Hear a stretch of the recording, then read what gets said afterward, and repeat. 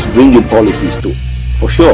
Incidentally, we have several more stories. The legislature was carefully crafted to 22.2% inflation rates as of April this year. What does that say about where we are as a country? I think Nigeria has resorted to being resilient. Before you call a police station, before they even leave, they take permission from I don't think there's really anything on ground to improve. We struggled as a strike. Minister of Education volunteered and said, give me 2 weeks. It was a lie. The president never gave me any deadline.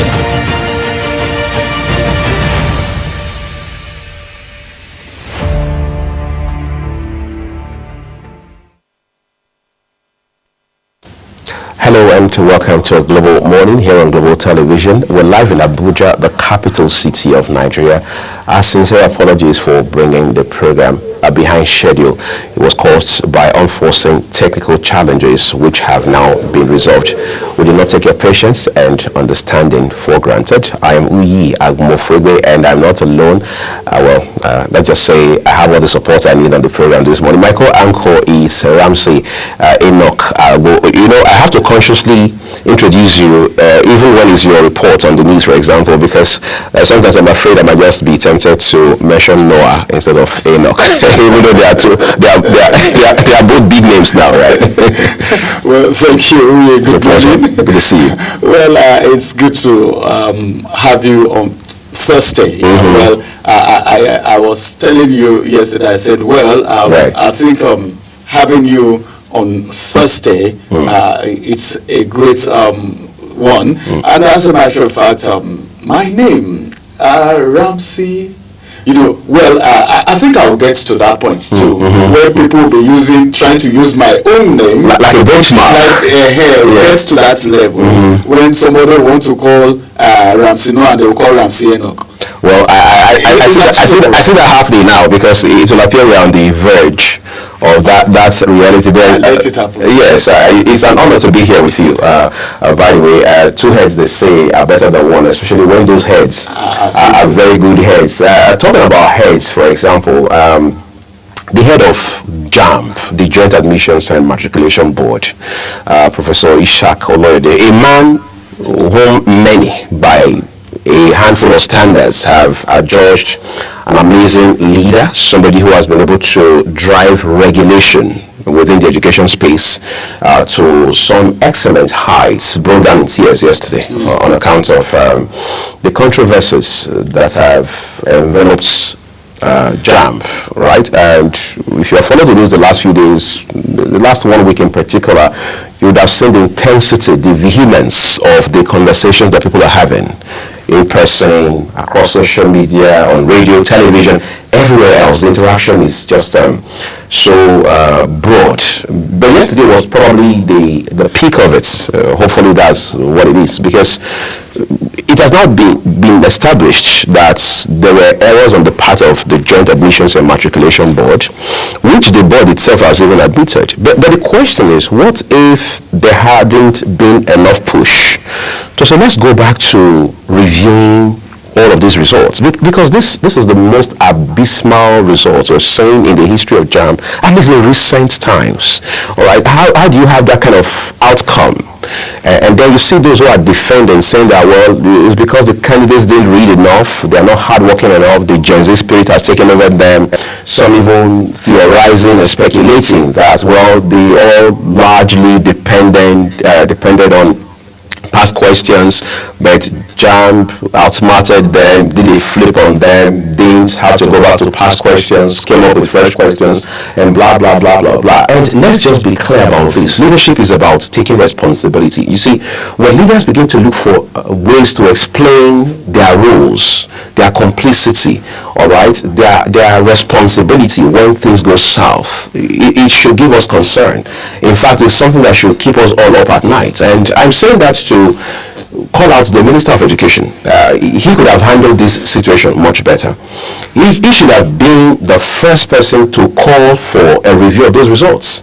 But he didn't do that, all right? And what we saw from him was more of politics than actually providing unquestionable quality of leadership. But today, JAMB itself, that the minister thought he was defending, of course, defending his ministry, has come out to say, look, we bungled this one. We didn't do well with this. But I'm sure, Ramsey, this is the conversation was spending the chunk of our time on today on the program. So we're going to have a long, drawn-out discussion. Yeah, of course, we are. I think one thing for me, one thing stood out in the whole drama, and that's the fact that the head is coming to take responsibility. That's talking about JAMB now. JAMB now, yes. JAMB, not the minister. I don't even want to talk about the Minister of Education right now. Because as a father, the first thing you should do, I know if your child is wrong, first of all, you calm the situation, take your child in, and find out what the real situation is. Right. For the head of JAMB to come out to say we take responsibility for the errors. You know, a lot happened. You know, someone was speaking to me yesterday out of bitterness to talk about someone who has written before, and the person wrote now after doing everything, and the result was what it is. And a lot of Nigerians are bitter about it. I think we are not saying anyone is superhuman, that there can't be problems, but admitting to the fact that the mistake is coming from JAMB now, I think that is the best. But the issue of receipting now, how that is going to be done, I don't know. Who is going to take responsibility for that, because it costs so much. Some will be traveling, some will be getting materials, some will need to go back to read again. You know what it is during our own days when we were writing the hurdles, all of the challenges. The challenges, the things you need to get, the preparation. It's not a day's job. Right. And I think for Nigerians, a lot of Nigerians don't look before that. And those days were even before you had post-UTME coming into the mix and all that. Into the mix. So you have a lot in your hands that you do. And for Nigerians who talk because they want to, I don't know, in civil service we call it bootlicking, you know, just trying to defend somebody without knowing the nitty-gritty of the whole situation is one of the things that a lot of people are fond of. Coming out to say, well, this is Gen Z, that is generalizing. Right. We know it's a Gen Z society, but then there are still people who said, for this medicine, whatever it takes, I will do it. We go all the way. We go all the way. And they go all the way to do it.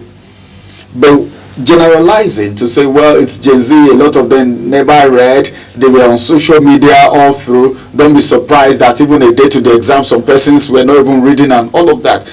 These are speculations. But the good thing is that JAMB is coming out to take responsibility. Right. But I think we're going to be talking about that much Quite a lot. with the next part joining us. So I think you need to stay with us so that you can get more details about that situation much later.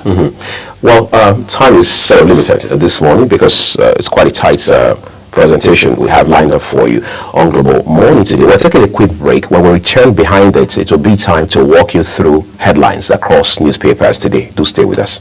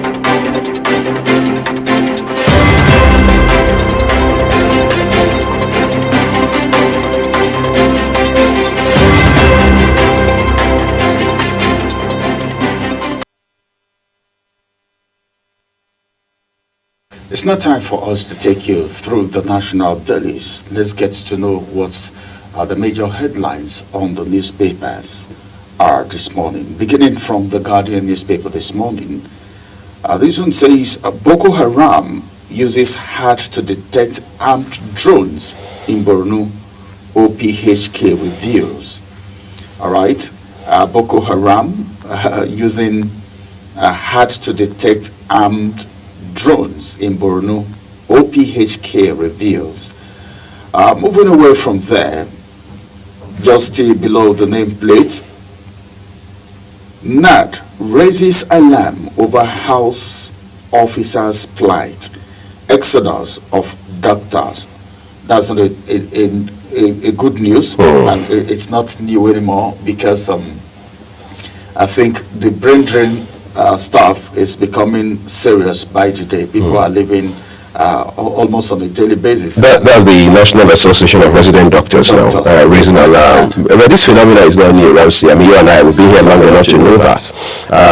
What we're just doing now is sort of a reminder cry that this is a problem that needs to be addressed. Whether or not the Nigerian authorities are doing enough about that is yet to be seen. But there has been arguments about how that doctors should be a bit more conscientious. By that, they're saying that, look, what you pay in med school is next to nothing. It's almost as if your medical training is free. Therefore, you should be at least patriotic enough, all right, to serve your fatherland, love your fatherland enough to want to deploy your skill here, rather than get next to free training in Nigeria, then you move abroad to work and all of that. I'm not sure that's going to cut it, because the most patriotic citizens in the world, where you have the most functional countries, still leave those countries to go work outside. So the question is, what guardrails are you going to put in place to check all of these? If a doctor, for example, I'm just speculating, I don't have a handle on the numbers, but let's just say for the purpose of this conversation this morning, Ramsey, a doctor's pay, let's say the basic pay, entry-level pay as a doctor is 400,000. All right? Given inflation today, given the parity, all right, between dollar and, of course, the naira, where does that put that doctor, all right? What can that buy for that doctor? Let's even assume the doctor is single. Let's even say, for example, the doctor does not have dependents of any kind, aged parents, siblings, or whoever to look out for. What can 400,000 do for them, having to pay rent, maybe fuel their car, or cover cost of transportation one way or another? Of course, they are also human beings before they are doctors. What happens to their health when they are sick, for example? They have to eat, they have to, of course, their devices, you have to buy data, buy call time, and all of that. And then, in the middle of this long story, this doctor gets an offer to receive $6,000, 5,000 euro, 4,500 pounds, of course, outside of Africa. Should they or should they not take such an offer? You know, somebody will say, if you're picking, that's the big question. Should they or should they not? So I think the federal government have a lot of work to do, because these doctors and nurses keep preparing to leave. They keep preparing, and that narration is just what it is. Right. Because no one would want, apart from that, these doctors, they keep researching. They do a lot of researches every day. They do that till they die. It's like their learning is a continuous process. Right. They buy things, you know, equipment, you know, study, Training after training. Yeah. Well, I think we need to do so much apart from just the cry. All right, let's get back to the Guardian newspaper this morning once again. Now to the Star story. JAMB admits system error, released 379,997 candidates for fresh exam. Well, I was just thinking about this. Well, we're going to talk about all of this much later. You can find details on page 6 of the Guardian newspaper. Afrima 2025 AU Awards host city rides to Lagos. Details you can find on page 2. Loot the cries staff shortage, high electricity bills amid infrastructure gains. Well, Loot, that is Lagos University Teaching Hospital. The staff shortage, like we were just talking about it now. A lot of people are leaving. It's either they are going to open their own facilities or the Japa syndrome. high cost of electricity bill. I don't even want to talk about electricity, irrespective of the band where you find yourself. I don't even know if the band is still working in my location. I don't know how true that is, but then I think there was a little protest because it's a constant rationing. Right. And of course, you are being forced to pay an estimated bill because they will tell you the meters are not available, the prepaid meters. Then they won't give you the light, you won't see the power. The people protested, and the authorities, the authorities now said, well, they told us there are only 300 houses here.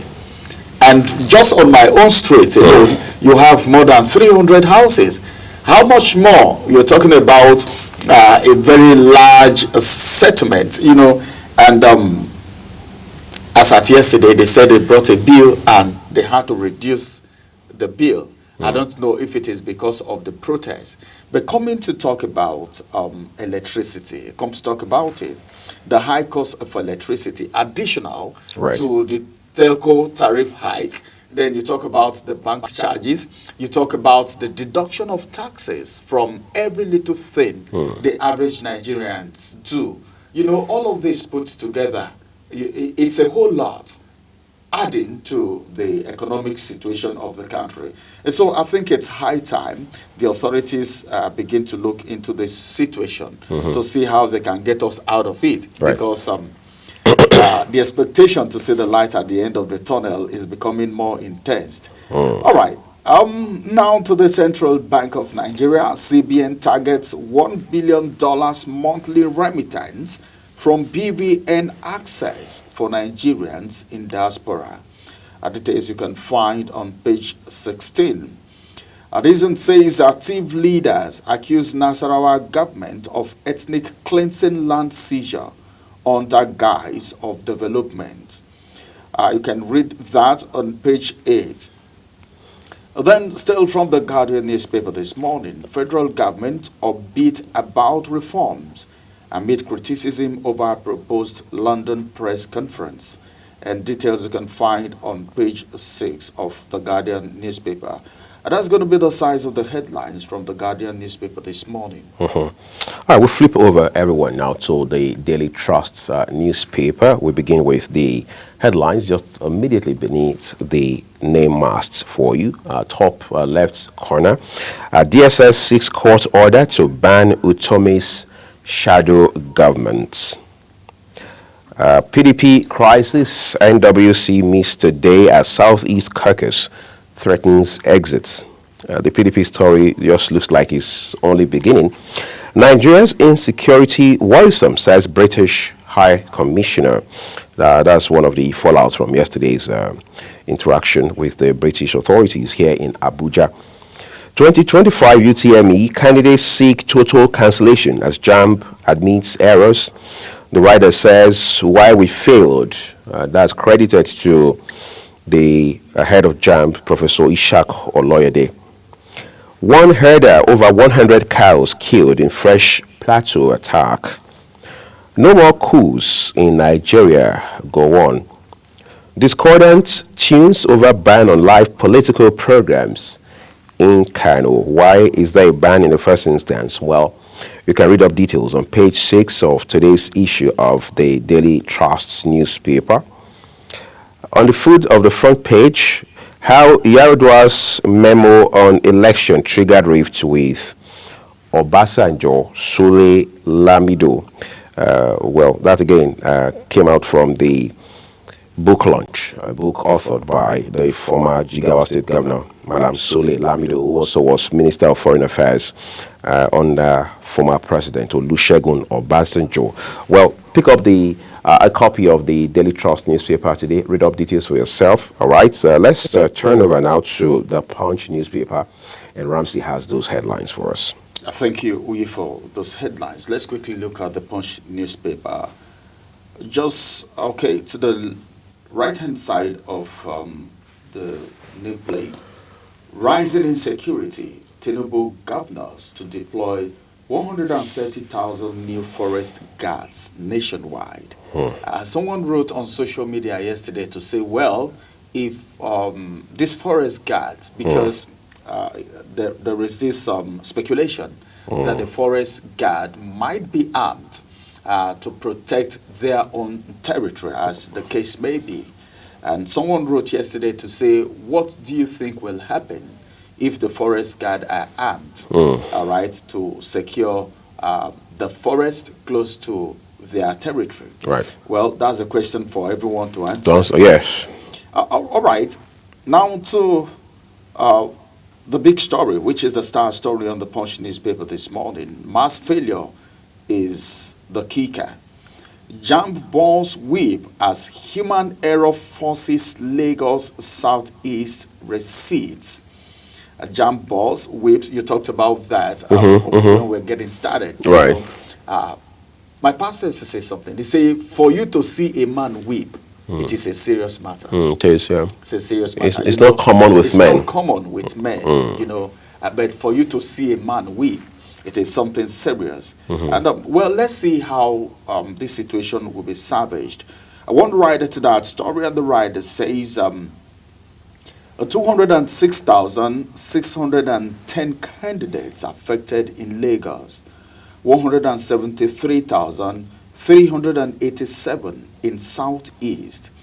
The second writer says JAMB WAEC meet to avoid timetable clash, meaning for those who are going to be receipting. But in the paper where the paper you took, the Daily Trust, they said, well, candidates are saying it should be cancelled totally.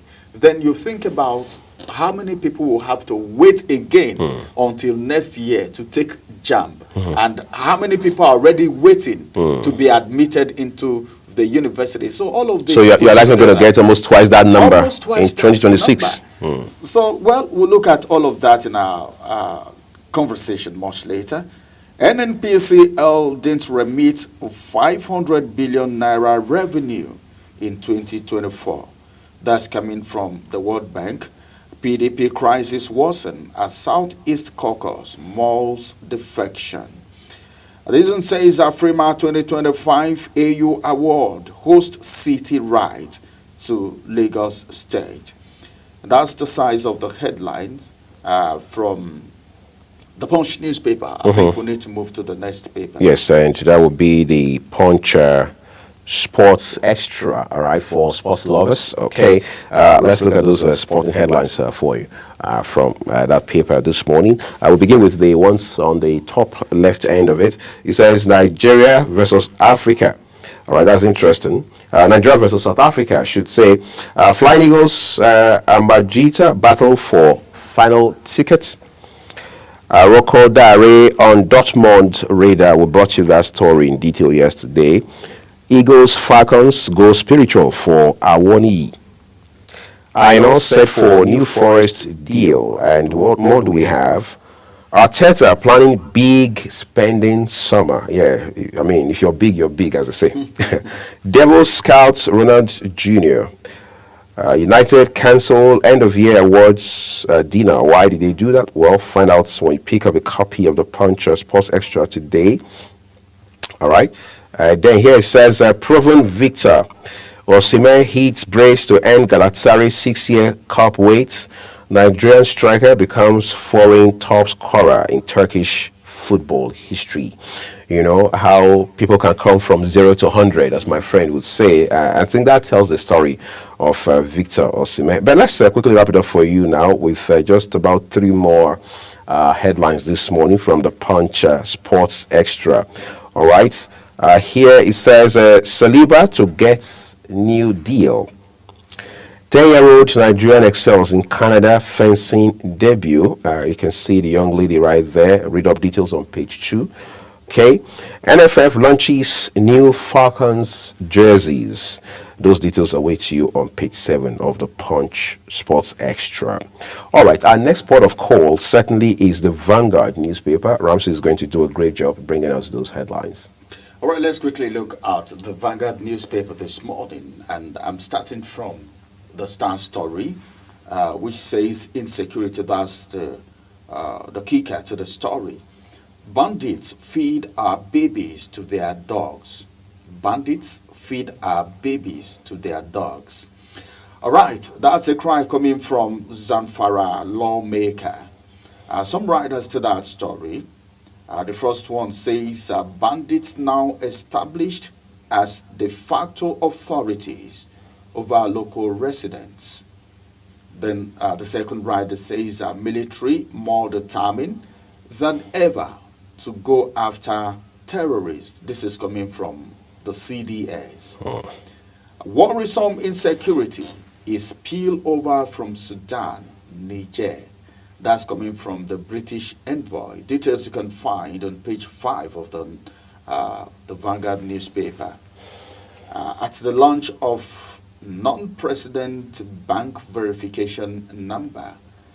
You can see the picture story right there is showing some of the creme la creme of that sector. Now, first bank motion dismissed by court. This is coming from GHL. Details you can find on page 32 of the Vanguard newspaper.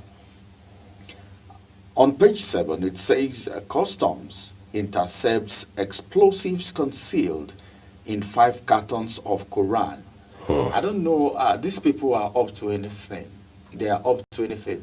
The last time I checked, it was in a chocolate. Right. From a chocolate, some swallowed it. Okay. And now it is in the Holy Book. No matter what, even if you want to perpetrate evil, if you want to do a thing like that, of all books, is the Holy Book that you will go do that with. Well, I think we should give kudos to the NDLEA and, of course, the Customs Service for I think lately the interception is becoming more. That's to tell you of how vigilant these operatives have been. All right, let's move away from there and look at another story that looks so big on the Vanguard newspaper, 2025 UTME. That's the kicker. JAMB admits error, says 379,999 candidates to retake exams. And some writers to that story right here. The first writer says ASU threaten legal action. Okay. Admission of error acceptable. NAPTAN is the one saying that. Then this one says candidates in 157 centers affected. Weeping not enough. Resign now. Varsity done tells registrar. What if he never wept? What if they didn't admit? You know, some persons may want to defend their error. Right. Want to do one or two to say, well, excuses. But sometimes it's better to do the needful instead of giving an excuse. And it takes a matured man to come out. This is Nigeria. A lot of people have done things in the past, and we heard that it's been swept under the carpet. Right. People could do things and go away with it easily in some climes. But I think admitting to the mistake that's top notch for me. So whatever happens, let's just keep our fingers crossed. But I'm just thinking about the pains the candidates will go through to take these exams again. But it's better than never. You know, it's better. We must move forward. We must move forward. But we must not progress in error. We must not progress in error. I think it's so good for me that JAMB is admitting the error. We'll look at all of this because the legal implication. JAMB is planning a legal action. We'll look at all of that in our subsequent discussion on the program today. Like we told you earlier. AU awards Afrima hosting rights to Lagos. Details on page 10. Cybercrime, that's the kicker. A federal government partners NAS, that's National Assembly Media, others on review. This is coming from the Information Minister, and details you can find on page 9. 2025 Under-20 AFCON. Harcourt unbeat Flying Eagles will beat South Africa. We'll keep our fingers crossed to see how that is going to go because the boys have been so superb in their display so far. But it's not over until it's over. Right. So that's going to be the size of the headlines from the Vanguard newspaper this morning. All right, let's look at our penultimate paper, everyone. This will be the Daily Times newspaper. From the very top above the name mast, there's a picture of President Bola Tinubu. It says, Tinubu to Senate, please approve 1.783 trillion naira budget for FCT. We understand that has passed a second reading as of yesterday. We brought you that story in the course of our news broadcast. And then the Star headline tells us Nigeria's judiciary will be out of the woods soon. CJ and Kekere Ekun assures. Read up those details on page 2 for yourself. What's more, herdsmen kill Benue district head in his farm. Quite a sad story. We are hearing this morning that at least 23 more lives have been lost in Benue and Plateau states. Amoteco rescues 5 kidnapped victims in Ondo, falls 150 million naira ransom demands. West Africa security and political economy, that's well an article. This is the 5th part in the series. You can read it up this morning on page 17 of the Daily Times newspaper. Turns out those are all the headlines from the Daily Times today. Our last port of call is the Nigerian Tribune. All right, let me quickly flip through the Nigerian Tribune before we pave way for the news at the top of the hour, 8 o'clock. Above the masthead, I have this one which says the shadow government. That's the kicker. The DSS takes part Utomi to court. Details on page 12. I just had to smile a little bit there. No place for military incursion in Nigeria. That's coming from Gowon. No place for military incursion in Nigeria. The picture is right there. Tinubu approves establishment of forest guard. And one writer to that story, guards to reclaim forest from terrorists and criminal gangs. Now to the Star story, JAMB admits errors. 379,997 candidates to retake UTME. Just one writer to that story, Oloyede sheds tears, takes responsibility, apologizes. Details on page 3. Oyo government approves of 4.5 billion naira for Bodija explosion victims. Details read on page 12. Wike performing because Tinubu borrowed him from PDP. Ningi tells us it. Well, for more details, just pick a copy of the Nigerian Tribune and go straight to page 16. Time will not allow us to talk more about that. This one says National Secretary position. Southeast PDP threatened to dump party if... some writers to that story recommended Ude Okoye, PDP management, staff back Koshodu as acting national secretary. Then finally from the Nigerian Tribune right here, monetary policy, that's the kicker. Reps frown at high interest rates. There are a few writers to that story which you can actually go through for yourself when you pick a copy of the Nigerian Tribune. And of course, that's going to be the size of the national dailies. We'll take a quick break to make way for the AM news at the top of the hour, 8 o'clock. After that, we will return and we'll hit the road with the first discussion. Many thanks for staying with us.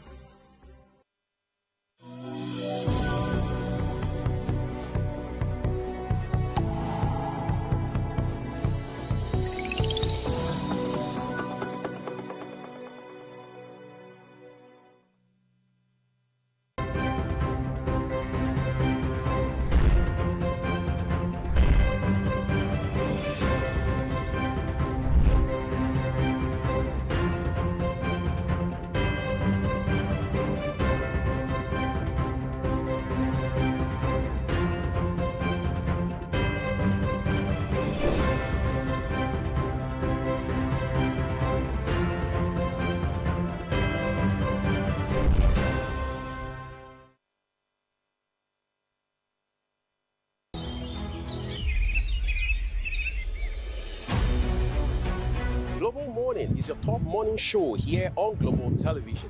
We bring you fresh news updates daily while delving into a variety of current affairs and topics. Global Morning aims to deliver newspaper reviews and latest news with experts on key global issues. And at the same time, keeping you well informed about important events, both national and international. Global Morning serves as a valuable source of information, helping viewers like you start your day well informed. Stay connected from Mondays to Sundays to a wide range of the latest news making rounds on Global Morning. We're on the road to protest. The president meets all of our demands.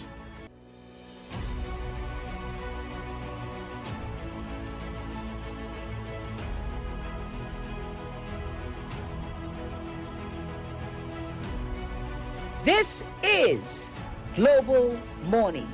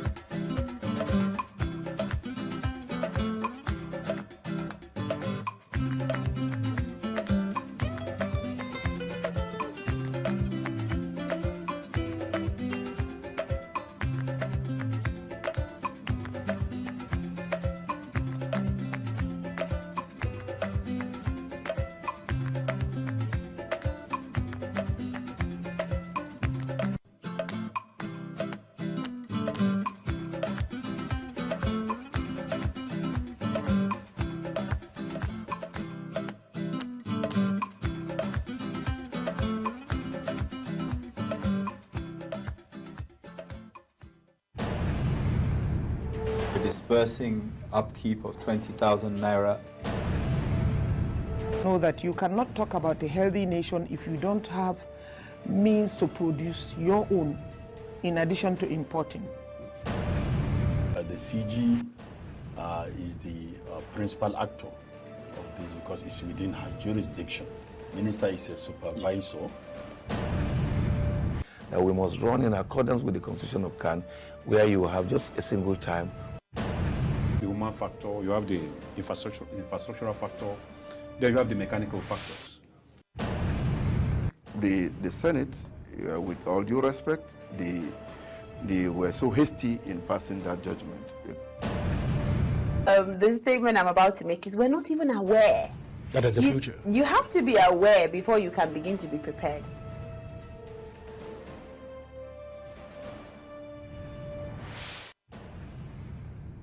Do you know that global television can be watched in Nigeria and all over the world? Download the Global TV Nigerian mobile app for Android and iOS devices to watch global television real-time from around the world. What are you waiting for?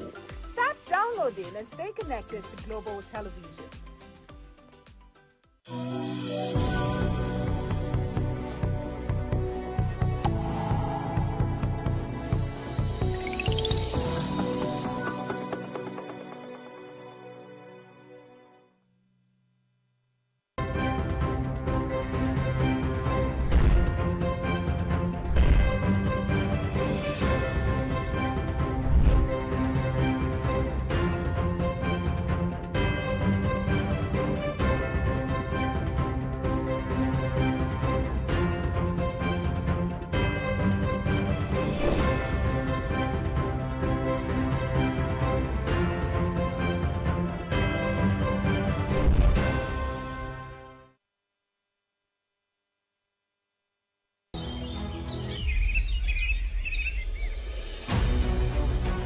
Global Morning is your top morning show here on Global Television.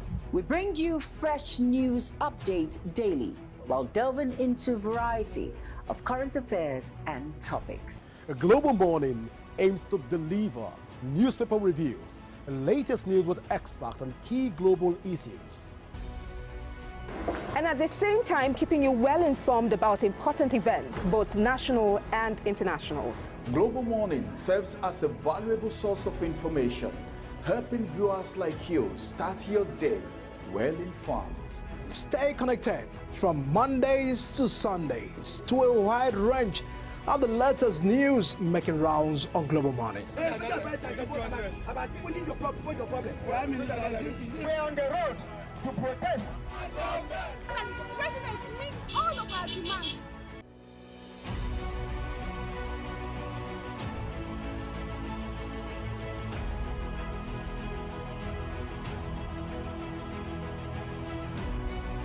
This is Global Morning.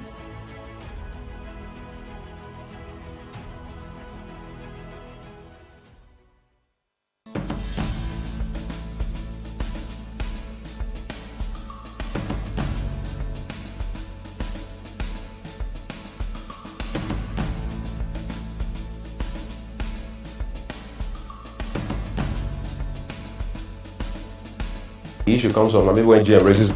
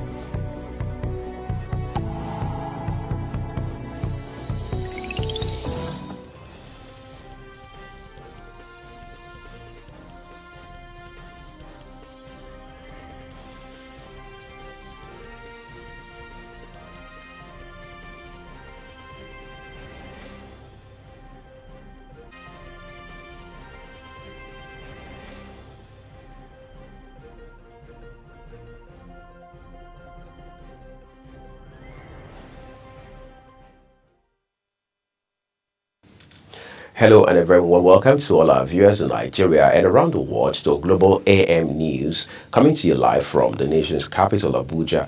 I'm Uyag Mofegbe, reminding our viewers that Global Television is on DSTV channel 365 and Star Times 276. You can download the Global TV Nigeria mobile app for your Android and iOS devices to keep track of our 247 broadcasts.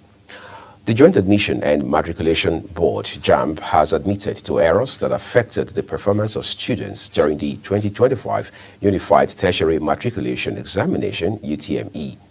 Registrar of the board, Professor Ishaq Oloyede, in a press briefing in Lagos, in Abuja, noted that what should have been a moment of joy has changed due to errors.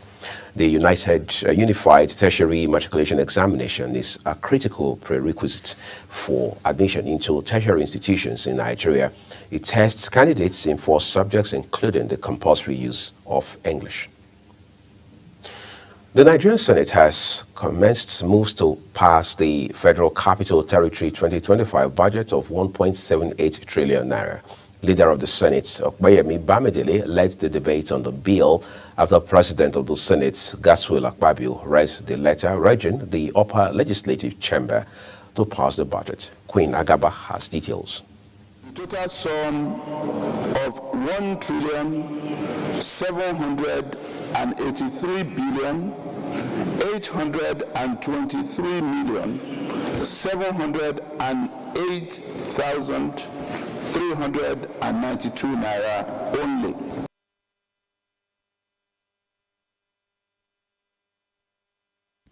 After the debate, senators unanimously passed the bill for second reading and thereafter referred to the Senate Committee on FCT to revert back in 1 week. What we need to do as the State House of Assembly of the FCT is to keep on tracking revenues and the utilization of those revenues. You need budgetary support to sustain the infrastructural development that we have seen. And last year, when we debated the bill, I pointed out that the only way we can bring high cost of land down is by opening up new areas. The bill, according to the Senate, seeks to, among other things, address infrastructure development and job creation, as well as other critical sectors like education, health, agriculture, etc. For the service of the Federal Capital Territory, Abuja, for the financial year commencing from 1st day of January and ending on the 31st day of December 2025. Second reading read. A breakdown of the bill shows that 150 billion naira is for personnel cost, 343 billion naira is earmarked for overhead costs, while balance of 1.28 trillion naira is for capital projects. For Global Television, Queen Agaba reporting. Well, thank you, Queen. The Senate has passed a proposed 1.783 trillion naira statutory appropriation bill for the Federal Capital Territory for the 2025 financial year for a second reading. President Bola Tinubu had formally presented the budget proposal in a letter addressed to the Senate President, Godswill Akpabio, urging the senators to fast-track its passage to facilitate critical development projects within the nation's capital. In the letter, which Akpabio read, Tinubu had emphasized that the budget presentation complies with Section 299 of the Nigerian Constitution, empowering the President to lay the FCT's budget before the National Assembly. The Rural Electrification Agency has organized a 3-day retreat to address challenges around renewable energy and mini-grid in Nigeria. The retreat, which is in collaboration with Rural Electrification Fund and other key stakeholders held in Abuja, aims to critically brainstorm on the eHearts initiatives. Business correspondent Samuel Odi completes the story. Stakeholders and participants gathered in their numbers to brainstorm on energy challenges being faced by rural communities in Nigeria. The Executive Director of Rural Electrification Fund, Doris Obong, says the fund will deploy 3,700 solar power mini-grids and renewable energy solutions to primary health care centers, schools, agriculture, and transportation. It means generating almost 93 megawatts of clean energy through renewable energy solutions, especially through solar solutions, mini grids, solar home systems, and all of that. And we intend to do this, like I said, across the country, 25 communities per state. It will be injecting 2.5 megawatts of clean energy into every state, into their energy space.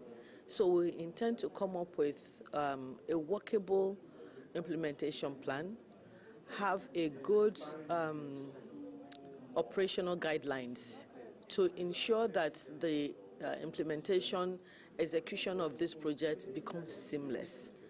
Deputy Director, Rural Electrification Fund, Dr. Al-Hassan Ahmed said the initiative, when implemented, would boost healthcare delivery, agricultural activities, among others. There is no doubt that rural communities are crucial to the nation's development, as such, efforts need to be made to provide sustainable energy solutions to such areas to improve their standards of living. Samuel Odi, reporting for Global Television News. Business correspondent there, Samuel Odi. Thank you. The Christian Association of Nigeria, CAN, for the 19 northern states and the Federal Capital Territory, FCT, has raised concerns over religious discrimination, national security threats, and the erosion of constitutional freedoms in the region. The concerns were raised during a strategic meeting with the National Security Advisor, Nuhu Ribadu, in Abuja. In a 14-point communique signed by the Northern CAN Chairman, Reverend John Ayeb, and Secretary General, Bishop Muhammad Naga, the association warned that the persistence of insecurity, marginalization, and structural bias against Christians in northern Nigeria could worsen divisions and threaten the nation's delicate peace. Let's talk a bit of politics now. The People's Democratic Party, PDP, in Lagos State has announced plans to adopt consensus candidates for chairmanship and councillorship positions in the upcoming local government elections scheduled for July 12. Speaking in an interview, Hakeem Olalemi, the party's vice chairman central, said the selection process would be based on agreements reached among stakeholders in each council area. The party has slated its primaries for Saturday, May 17, to take place across all local government secretariats in the states. The Nigerian Navy ship NNS Pathfinder has dismantled 9 illegal refining sites in Ogba, Egbema, Ndoni local government areas of River State as part of ongoing efforts to curb crude oil theft and illegal bunkering activities. This was disclosed in a statement signed by the commander of NNS Pathfinder, Commando Kajethan Nabuchi Aniaku. The operation uncovered 45 ovens, 30 reservoirs, and 75 dugout pits, which contained an estimated 60,000 liters of suspected stolen crude oil and 80,000 liters of suspected illegally refined automotive gas oil, popularly called diesel. The House of Representatives has rejected a bill seeking to provide for a rotational presidency among the country's 6 geopolitical zones. The proposal was one of 7 constitutional amendment bills slated for second reading. Debate on the rotational presidency bill was led by the Deputy Minority Leader, Honorable Aliyu Madaki, who set the tone for criticisms that ultimately led to its rejection. Correspondent Sharon Ajay completes the report.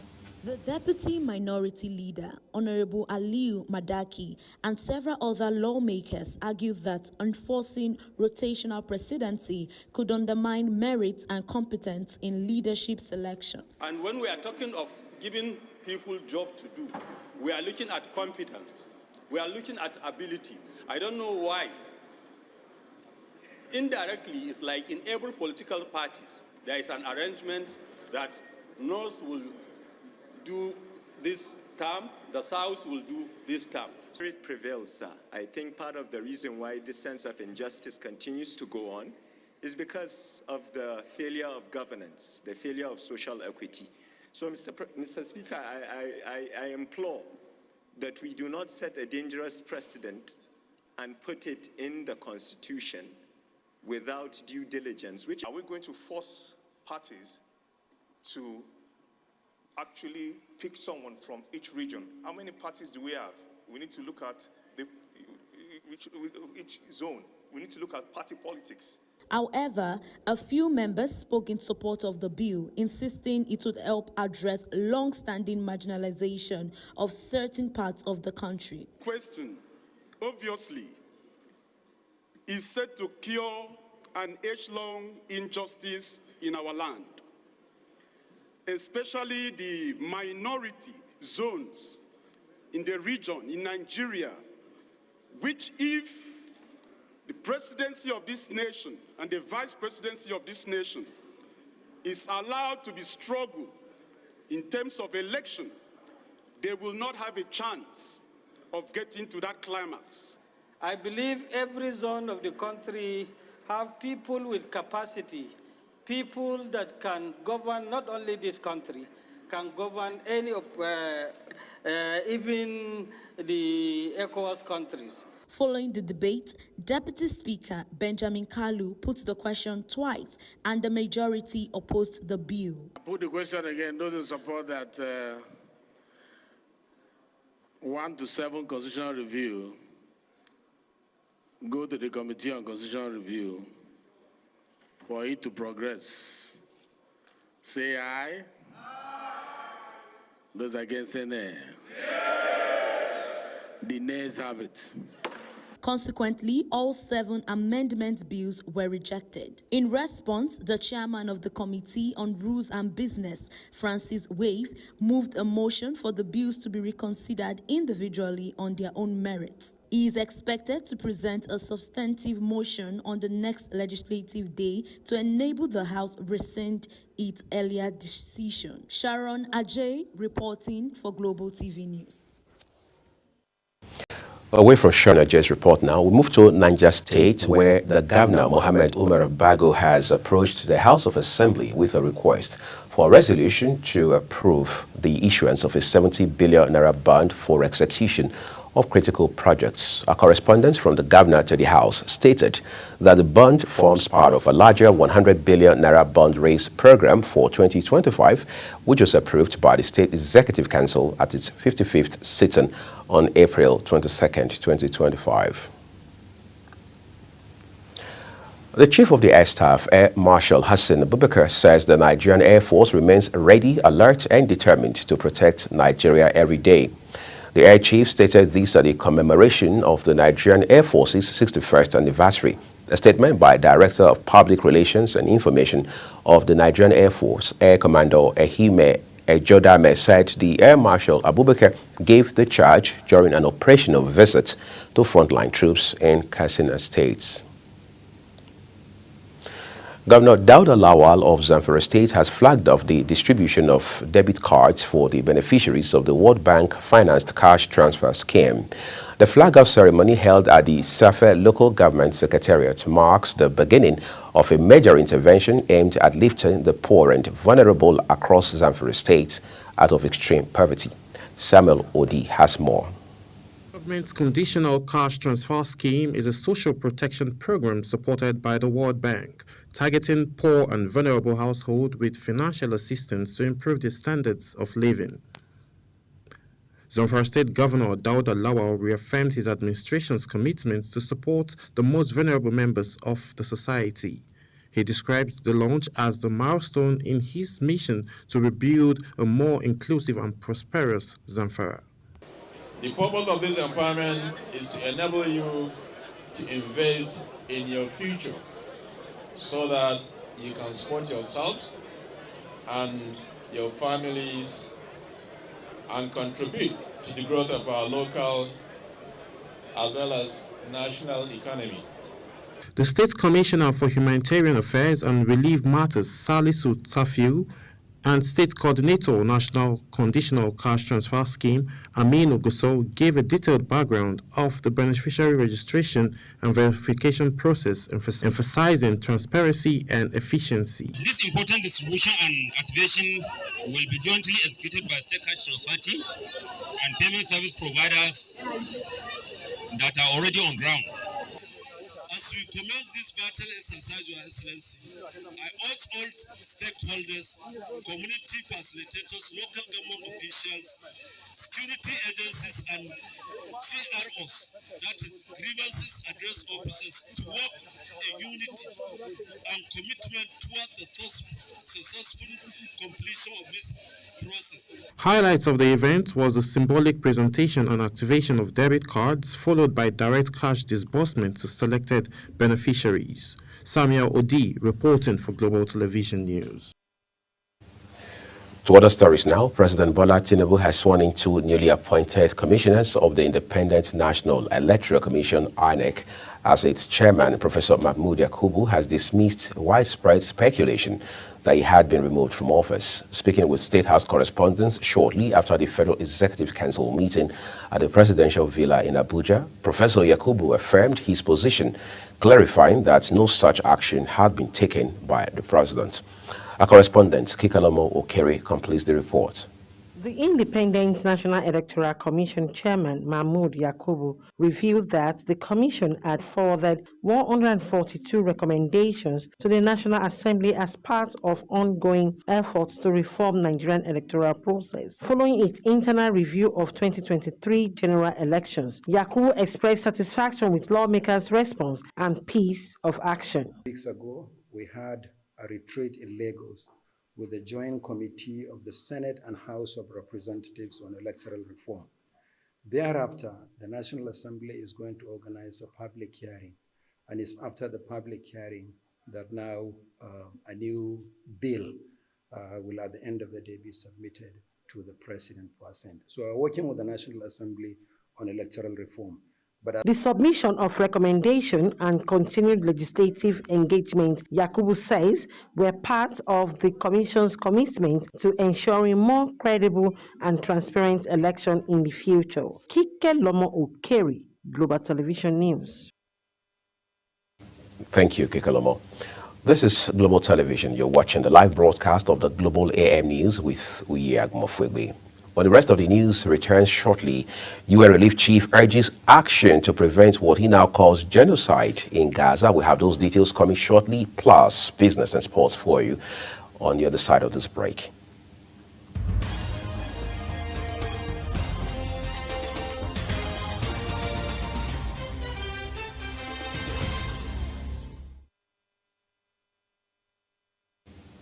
Thank you so much, everyone, for staying with us. The second part of this news broadcast returns now with business, where the United States inflation has cooled off in April to 2.3%, being the lowest since February of 2021, as Nigeria is set to release the country's April inflation figure. Bureau of Labor Statistics' latest consumer price index data indicated that U.S. inflation declined. The data showed that consumer prices rose to 0.2%, leading to an annual inflation drop to 2.3% in April from 2.4% in March of last year. Oil marketers have declared that the Dangote Petroleum Refinery and others in Nigeria may raise the pump price of petrol to 1,500 naira per litre once there is an outright ban on fuel importation. While the National Publicity Secretary of the Independent Petroleum Marketers Association of Nigeria, Chinedu Udadike, affirmed this, the Petroleum Products Retail Outlets Owners Association of Nigeria says the association could not predict any price, but noted that there will be a surge in price if the federal government stops fuel importation. On the foreign scene, Mali's military junta has dissolved all political parties in the country. In a statement, the country's military leader, Assimi Goïta, validated the decision. Last month, a national conference of political actors in Mali recommended the dissolution of all political parties and the naming of Goïta as president with a 5-year mandate. A United States judge has ruled that the Trump administration could use an obscure wartime law to expel an alleged Venezuelan gang member, the latest twist in legal wrangling over deportations. District Judge Stephanie Hines, a Trump appointee, found that the man's case complies with the 1798 Alien Enemies Act, but said authorities must provide greater notice to those subject to removal. Trump had invoked the Little-Known Alien Enemies Act, which was last used to round up Japanese-American citizens during World War II in March, and flew two plane loads of alleged Tren de Aragona members to maximum security prison in El Salvador. And here's a roundup on world news stories.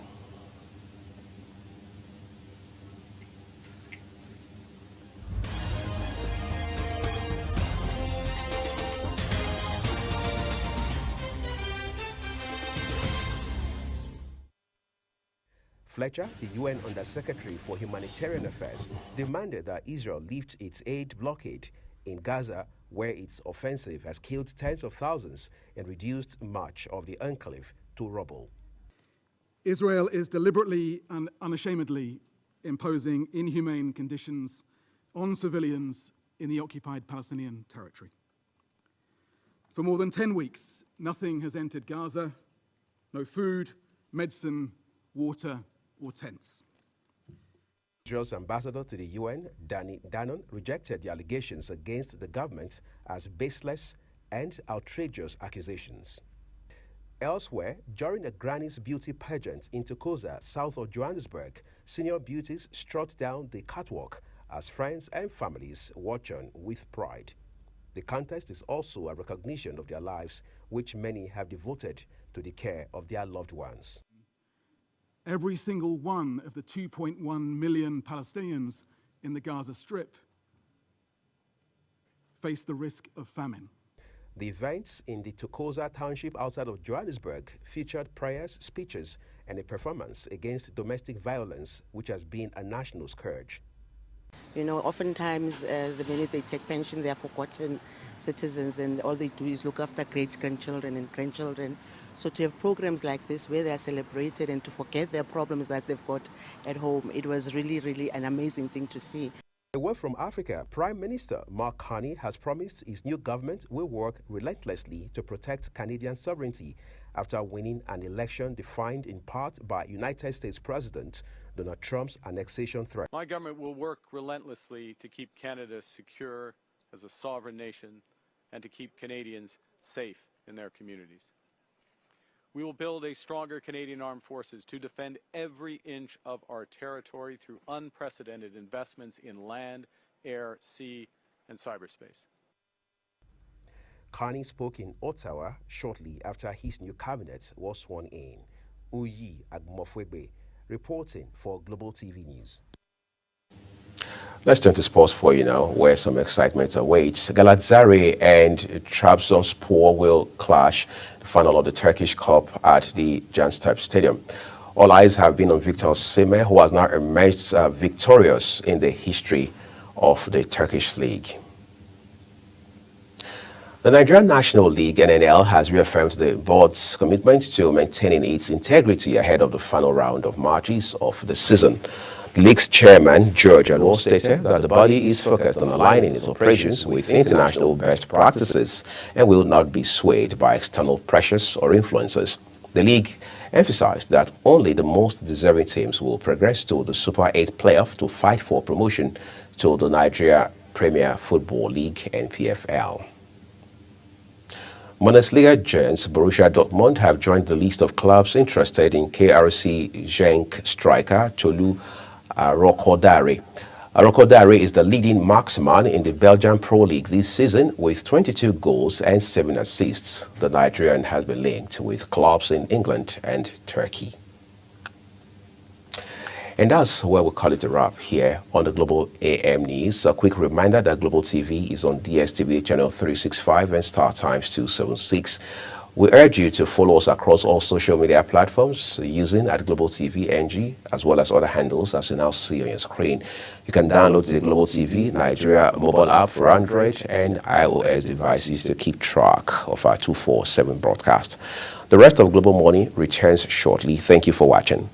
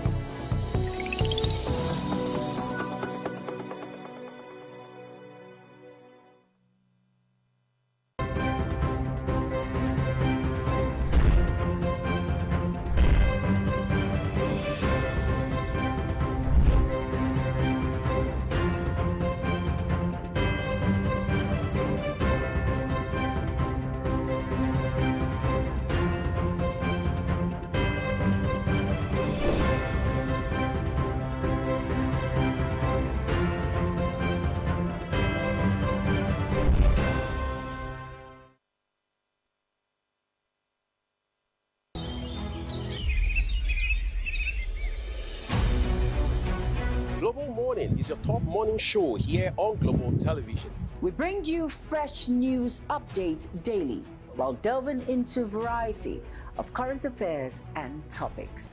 Global Morning aims to deliver newspaper reviews and latest news with experts on key global issues. And at the same time, keeping you well informed about important events, both national and internationals.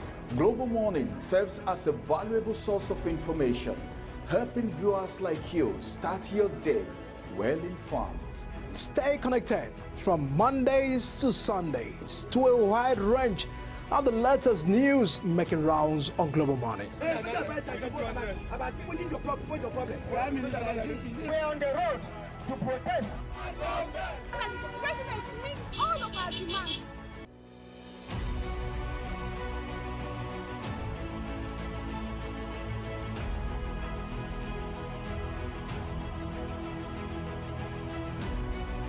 This is Global Morning.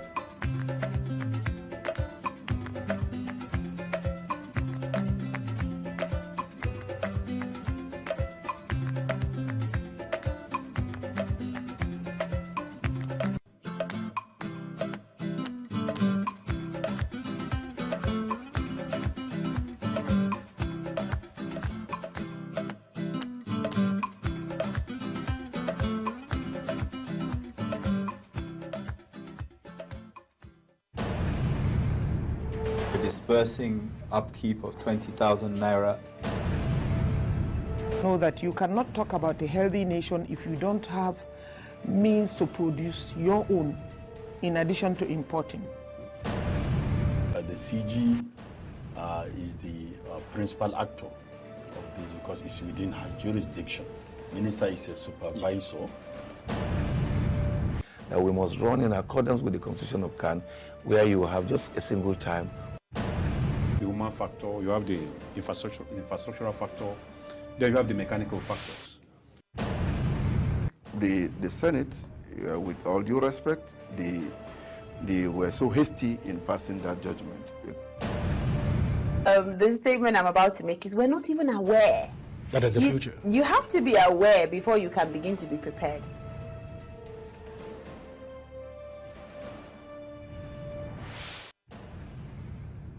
Do you know that global television can be watched in Nigeria and all over the world? Download the Global TV Nigerian mobile app for Android and iOS devices to watch global television real-time from around the world. What are you waiting for? Start downloading and stay connected to global television.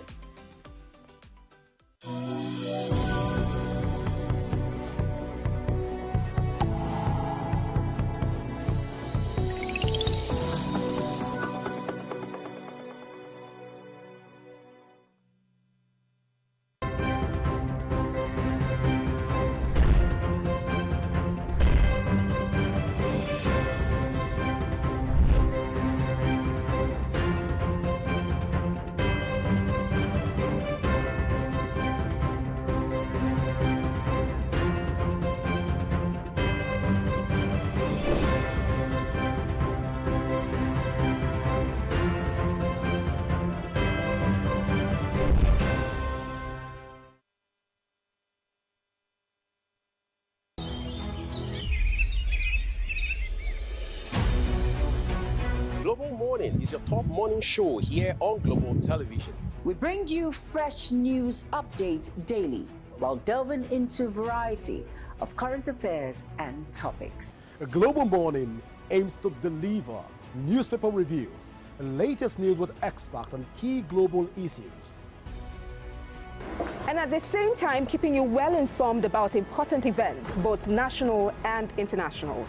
Global Morning serves as a valuable source of information, helping viewers like you start your day well informed.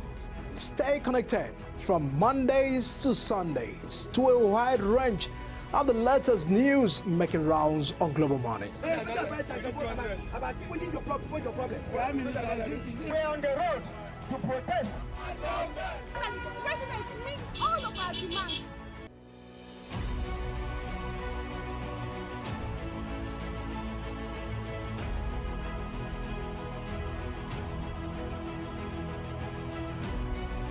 This is Global Morning.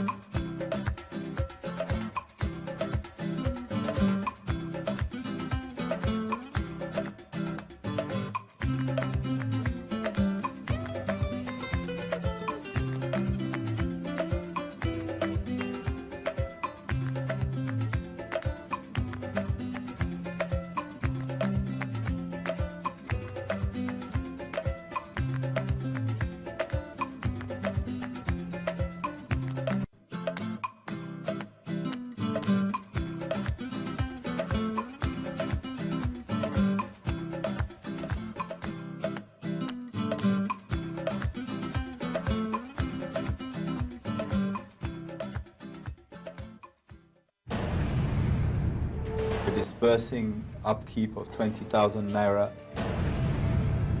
Know that you cannot talk about a healthy nation if you don't have means to produce your own in addition to importing. The CG is the principal actor of this because it's within her jurisdiction. Minister is a supervisor. We must run in accordance with the Constitution of CAN, where you have just a single time.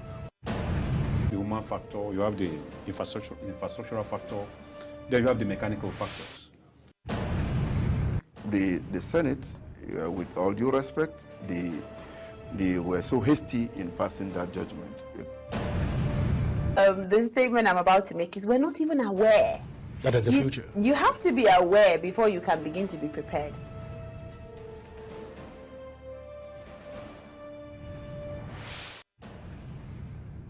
Do you know that global television can be watched in Nigeria and all over the world? Download the Global TV Nigerian mobile app for Android and iOS devices to watch global television real-time from around the world. What are you waiting for? Start downloading and stay connected to global television.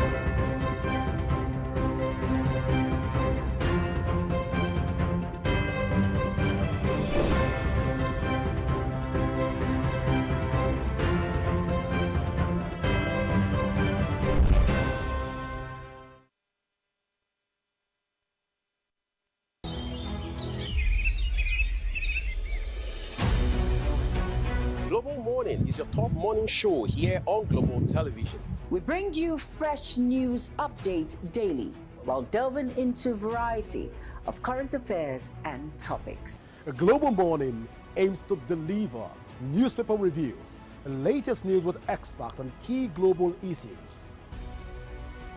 And at the same time, keeping you well informed about important events, both national and internationals. Global Morning serves as a valuable source of information, helping viewers like you start your day well informed.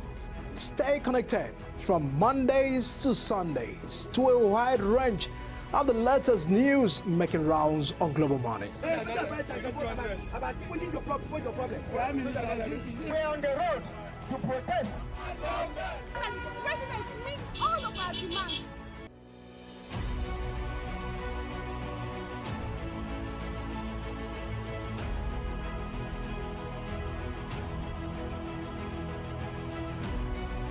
This is Global Morning.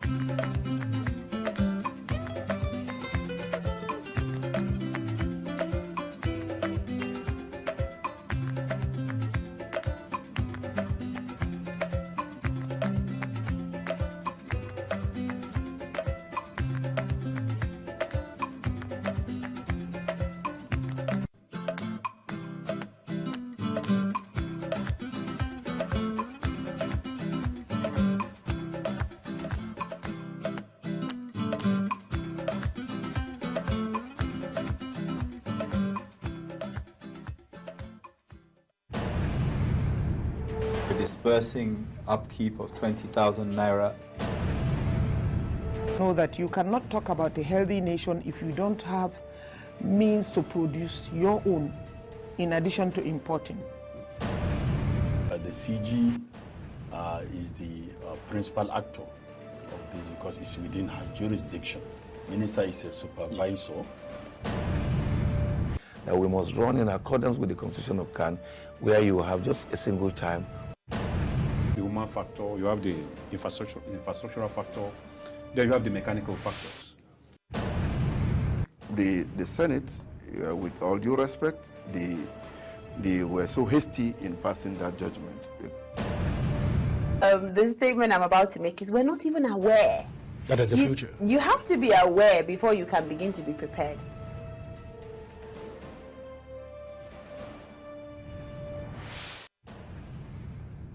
Do you know that global television can be watched in Nigeria and all over the world?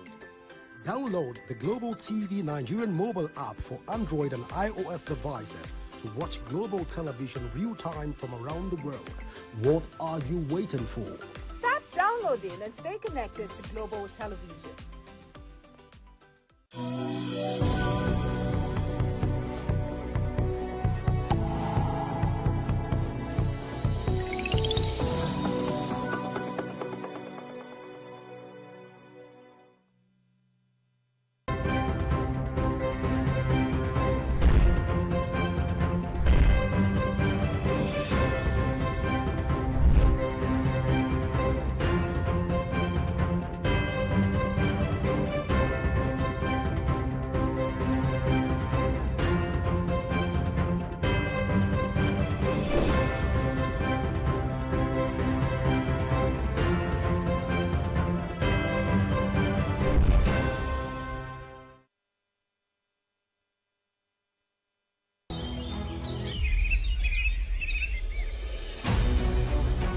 Global Morning is your top morning show here on Global Television. We bring you fresh news updates daily while delving into a variety of current affairs and topics. A Global Morning aims to deliver newspaper reviews and latest news with experts on key global issues. And at the same time, keeping you well informed about important events, both national and internationals. Global Morning serves as a valuable source of information, helping viewers like you start your day well informed. Stay connected from Mondays to Sundays to a wide range of the latest news making rounds on Global Morning. We're on the road to protest. The president meets all of our demands.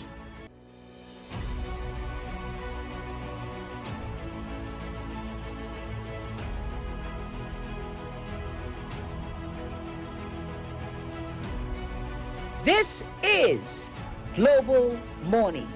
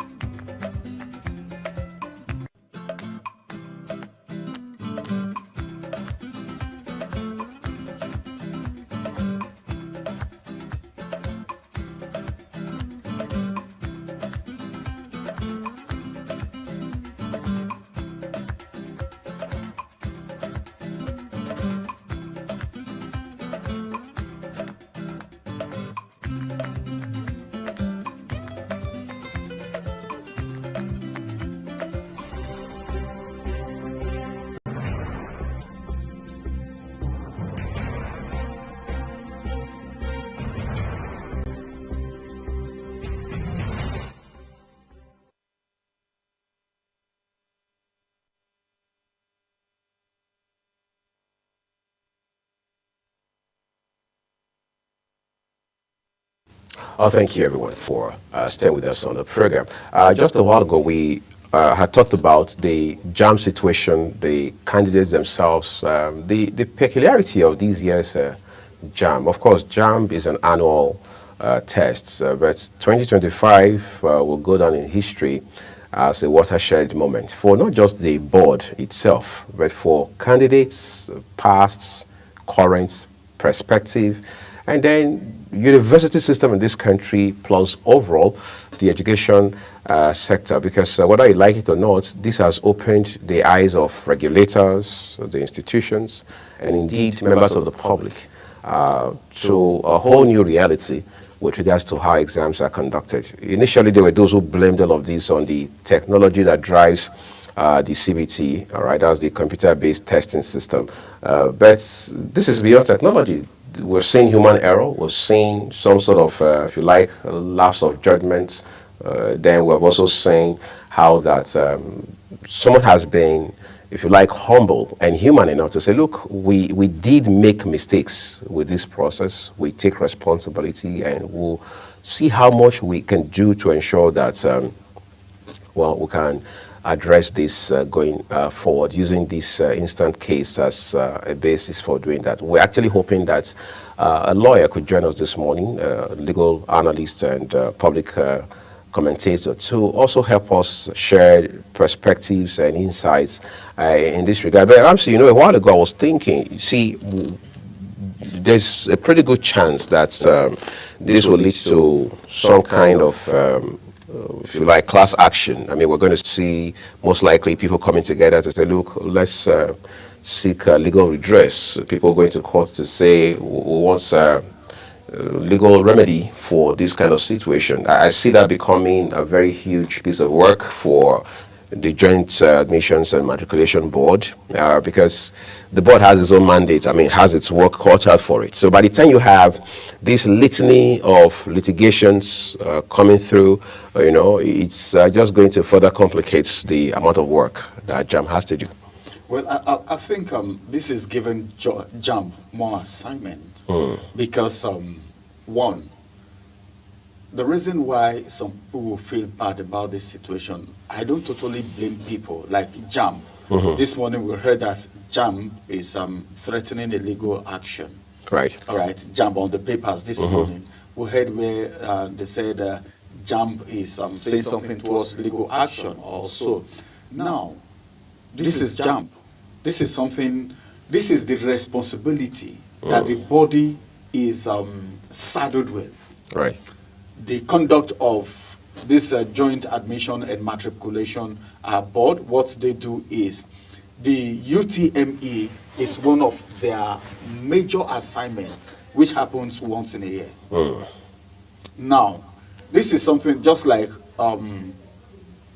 something that you have time to prepare for, for a very long time. The systems that were used last year, there's need for every of the systems to be checked, which is to be replaced. What is functioning well and what is malfunctioning, all this needed to be done before the exam. But then the question is, the technical thing, because this error now is attributed to the technical error. You know, it's a technical error. Whether you like it or not, it's technical. That's what they will tell you. Why did that happen? Does it mean the system is not mature enough? This is not the first time JAM is being conducted in Nigeria. The percentage, I think people who score above 200 was 22%. Right. 22%. Last year, we had almost the same thing, you know. But the level of failure, the reason why people had to ask questions is because of the level of failure, you know. As a matter of fact, so many things are happening that if care is not taken, Nigerians will start losing interest in JAM. Then, secondly, we're talking about legal implication. While this incident happened, we're on the Daybreak show like this, and a woman had called my colleague to express her bitterness, what the child is going through, how they got to the center, what happened, they never had time, the system shut down. You know, so many complaints coming from Nigeria. Some had even threatened something very serious that we can't even mention on air right now. All of this happened as a result of the fact that, like the way Nigeria is right now, people plan their life where they want to be in the next 5 years. I want to get to school, despite the fact that strike action may happen. Give or take, I should be spending maybe projection now. They may project like maybe 6 years for a 4-year course, as the case may be, 5 years. Then this happens again. Then they stay back at home. Why we still have people waiting? All of this will make, number one, it will affect the educational system. Right. To affect the educational system. We're talking about the fact that the Minister of Education, who was supposed to have come out to like let Nigerians know, let the candidates know, or probably let parents know what is happening, was somehow not totally condemning the situation, as the case may be, though we know everyone will want to at least protect their domain and all of that, until the head of JAMB came out to say, well, it is an error and we take responsibility for the error. But then, about 300 and something thousand candidates will have to resit again. 379,997. So that's approximately 380,000. 80,000 right. candidates will need to resit again. The essence of receipts is when you fail. I was thinking maybe there could be something like remark, you know, or I don't know. Is it that the error came from the fact that they didn't write at all, or they wrote and they were underscored? If it is that they answered the question and it was underscored, then it means something needs to be done. Then one other thing again that we need to consider is the CBT. You understand? Right. It is the CBT, the computer-based testing. test. Does it mean we are not mature enough for a computer-based test? You made a valid point, and I don't want us to miss that point because it's very vital. You talked about how that when you are receiving an exam, it is presumed that you failed that exam, so it's a second chance at it. So the question is, does it suffice now when we say this number of people, almost 380,000 of them should receive? Well, that's a conversation we need to expand going forward, because then we need to also look at the CBT factor of it. Are we doing it right? Are there areas where we critically need to improve as quickly as possible? That's, again, a plank in the conversation. We're taking a break, everyone. I want to go a bit political for a second. Let's look at exactly what is happening with the state of the nation today, especially from the standpoint of opposition politics. All of that shortly after this break. Do stay with us.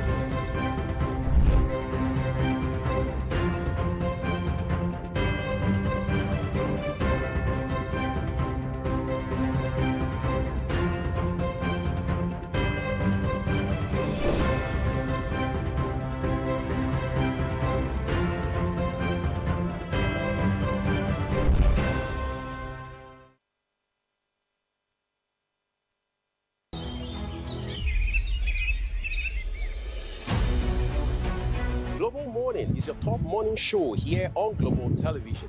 We bring you fresh news updates daily while delving into a variety of current affairs and topics. A Global Morning aims to deliver newspaper reviews and latest news with experts on key global issues. And at the same time, keeping you well informed about important events, both national and internationals. Global Morning serves as a valuable source of information, helping viewers like you start your day well informed. Stay connected from Mondays to Sundays to a wide range of the latest news making rounds on Global Morning. We're on the road to protest. And the president meets all of our demands.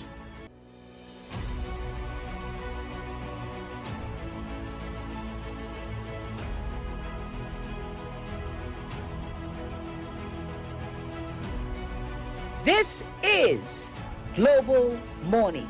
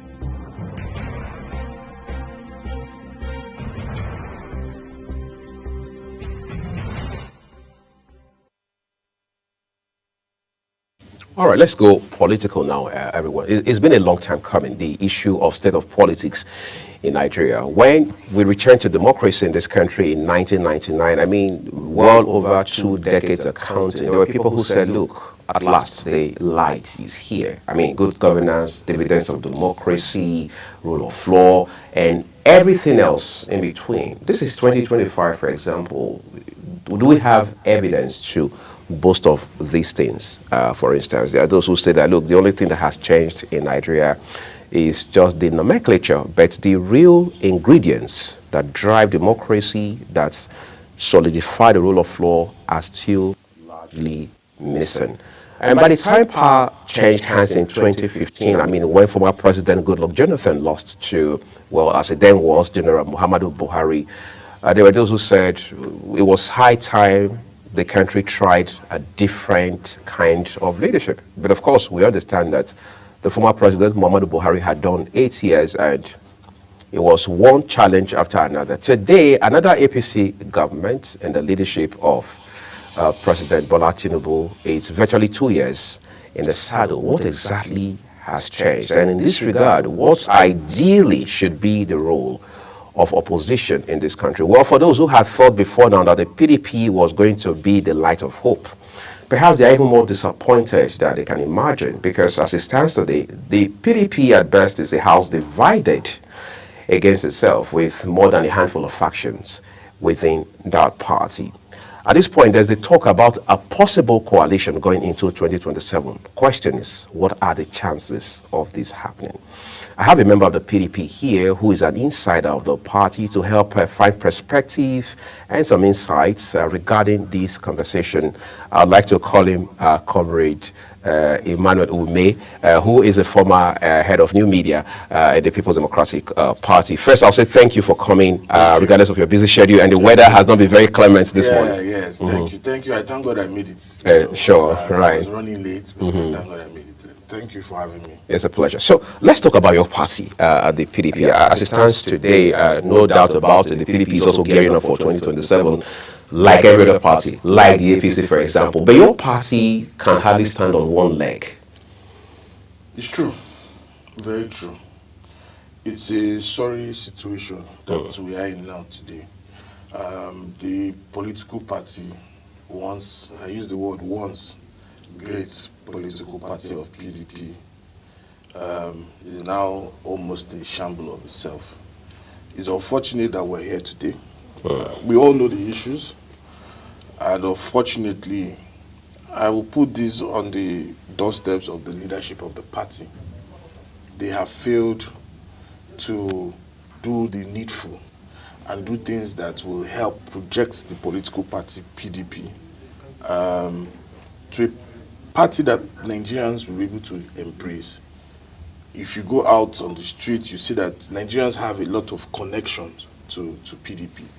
From 1999 till when we left power, if you look at the achievements that we made in government, you will agree with me that compared to what we're seeing today, is nothing close to it. We have inflation at almost, I think the last time we checked was about 30-something% or so. Or I think we're doing 33%. 30%, thank you.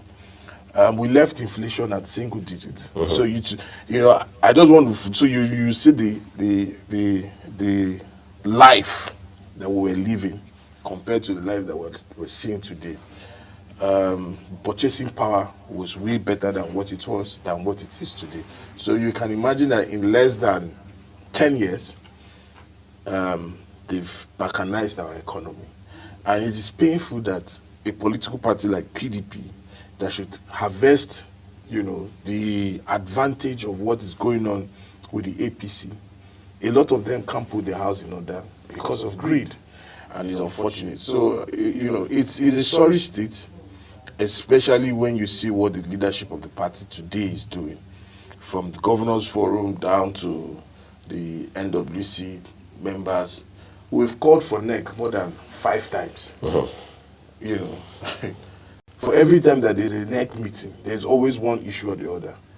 So it's unfortunate. I don't see anything. The last stakeholders meeting that happened with the governors and former governors and then the NWC of the party, to be honest with you, I do not see anything tangible coming out of that. Apparently, you are making reference to the Sunday night meeting, Yes, which by the next day, Monday, led to the inauguration of the BOT members. Yeah, so you don't believe the BOT membership as it stands right now? Did you read the newspaper today?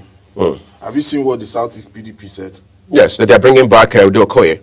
So that's who they are nominating. Yes, but they said if the party do not respect, they are pulling out. They are pulling out. So it tells you, on the other hand, Wike is masterminding using Senator Sam Dadi to disintegrate the party. That's Samayao. Yes. You know, if people say they don't want you, must you force yourself on them? But the Wike faction that you mentioned is banking on some court's injunction. Did you see that Supreme Court decision? He said, go and sort your situation in-house. It's a family matter. It's an internal issue.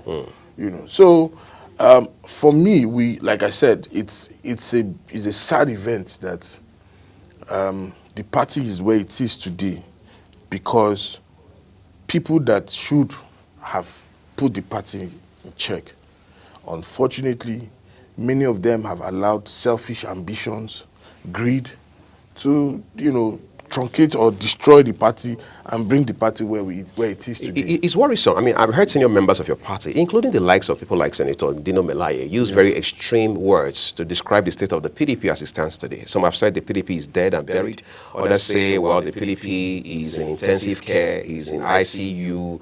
There are those who say, look, the PDP can never be restored, is irredeemable, and what have you. What's your sentiment? It's the truth. Okay, look at the reconciliation committee that is set up. You are setting up reconciliation committee with people who have openly said they are going to support Tinubu in 2027. So who are you reconciling? So that's counterproductive. Of course. Go and look at the members of the reconciliation committee. Is it? We've been doing reconciliation.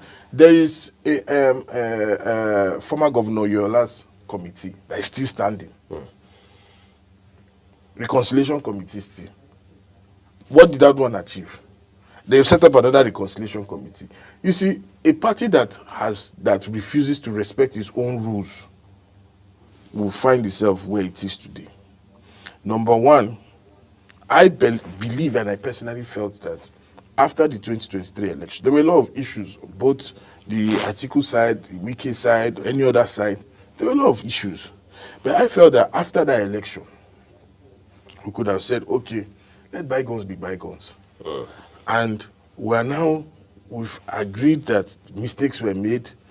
How do we now forge to bring back our party?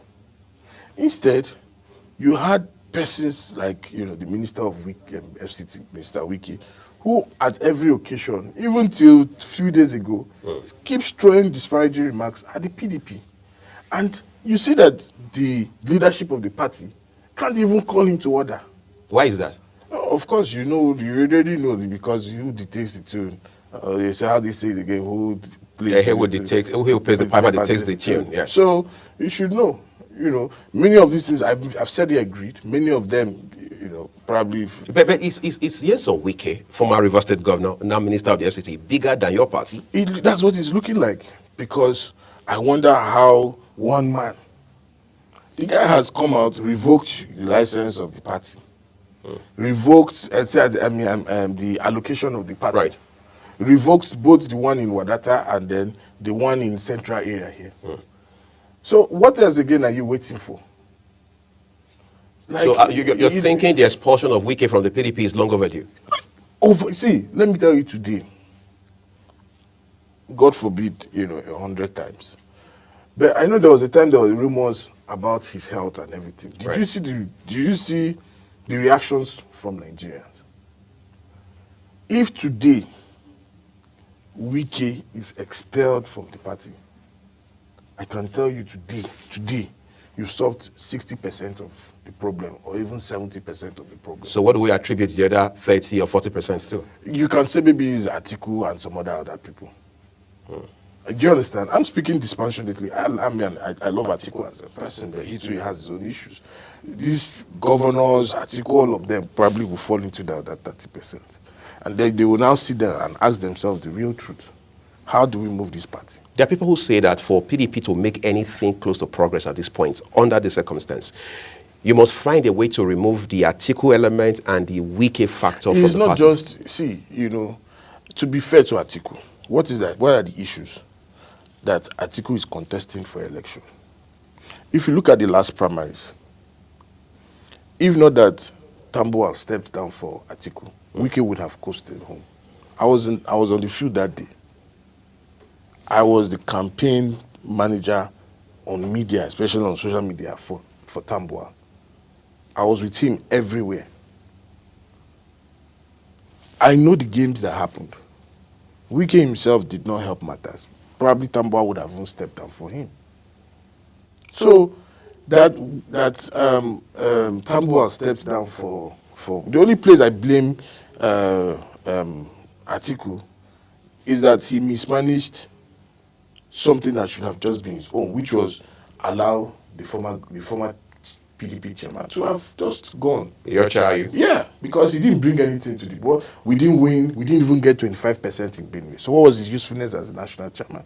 Some people say Mr. Atiku was doing an ego play, some power play. That's why I said if he had managed the situation. But I want to ask you something, just for perspective, really. There are those who say that Mr. Atiku made a mistake for even throwing his hat in the ring going into 2023 election because the PDP itself had an error of judgment bringing in the northern factor that position should have already by default been thrown to the south altogether. Do you share that position? You know, see, I do not, and I will explain why. And they do this thing for their own selfish reasons. So let's go back to historical perspective. From 1999, when Obasanjo contested, the then AC, I think at that time, had a candidate who was from the southwest, and we know it was just, we were just coming out post-military term. And then in 2007, in 2003, when Obasanjo recontested, who was the candidate of the, I think it was ANPP or APP at that time? It was former President Muhammadu Buhari. In 2007, when Yar'Adua contested, you had former President Yar'Adua, you had Muhammadu Buhari, former President, you had Shekarau, and then I think there was one other person, Ribadu, and Atiku. Right? Then in 2011, when Jonathan contested, go and check the people that contested against Jonathan. They were all from the north. None of them were from the south. In 2015, when Jonathan contested the election, the candidate of the opposition party was from the north. Nobody decided for the opposition party that they must do zoning. In fact, I am of the opinion that you cannot defeat an incumbent party chairman with zoning. You cannot. It's almost extremely, I'm not saying it can't happen, but the chances are always very slim. If APC had brought a chairman from their presidential candidate from the south, Jonathan would have won the election. Same way if PDP had probably brought their presidential candidate from the north, we would have won the election. So for me, I believe that if we want to go into this aspect, it's something that the stakeholders will sit down and look at it and say, okay, when Wike wanted to contest the election in 2015, there was a clamor that it must go to the Riverine area of Rivers State. Right. Go and read his response. They just speaking. Yeah, the weather Ijo and the Kalabari and all those people. He came out and said that in opposition, do not do zoning. The opposition thinks about winning election. That was his response in 2015. When Uche Secondus wanted to become the chairman of the party, Wike again came out to say, we cannot do zoning. We should give it to the strongest region where we have the biggest support base, which was the South-South. So for me, whenever they throw this zoning conversation, they do it at their own, will and something that favors them. I would say that you can't deny a man's rights, his constitutional means. There was an issue in 2015, after the 2015 election. There was the Ekweremadu committee who said, oh, because we did not allow the North to become the president, and on the basis of that, because the reason why you're asking me this question, I know it's based on that. I say, okay, let us zone it to the North. Now, but people forget that you don't blame Atiku. You know why? In 2019, after the election, Secondus at that time set up a committee, the Bala Mohammed committee, to do the same thing Ekweremadu did. Review the election, then give us a sense of direction. They reviewed the election, they released a report that said, oh, in our mind, we believe that it should be open. But if you are going to do zoning, the zoning must now be to either the northeast or the southeast. That recommendation was, after they presented it to NEC, they set up another committee to preside over that recommendation. And then, unfortunately, they were removed from office. Ayu now came into government and came into the party as the party chairman. And then he set up another committee, a 37-man committee, including the FCT, making it 37, each from per person from one state. Right. They sat. They recommended that it should be thrown open. Only one person said it should be zoned to the south, which was the rep from, I think, Imo State. Every other person who was the chairman of that committee, he was his ally, former Governor Otom. He signed and said the committee, the election should be thrown open. So you cannot blame Atiku if you recommended that elections should be thrown open. Saraki contested in that election. He's a northerner. Bala Mohammed contested in that election. He was a northerner. Tambuwa picked form until the last day he stepped down for Atiku. Right. There was another person. About 5 of them or so were from the north. So you can't zero it down alone and just blame Atiku and say, oh, because Atiku, what about the other northerners who bought tickets? All right, I think there's enough blame to go around as far as the exactly. party is So that's what I'm saying. Right. So let's take a quick break, everyone. When we return, we'll talk about the bleeding, as it were, the manner of speaking that's not happening within the PDP by way of the mass defection that we've seen the last couple of weeks. In particular, plus what we say about those who are now, for want of better words, passive members of the PDP. More of that coming shortly after this break. Do stay with us.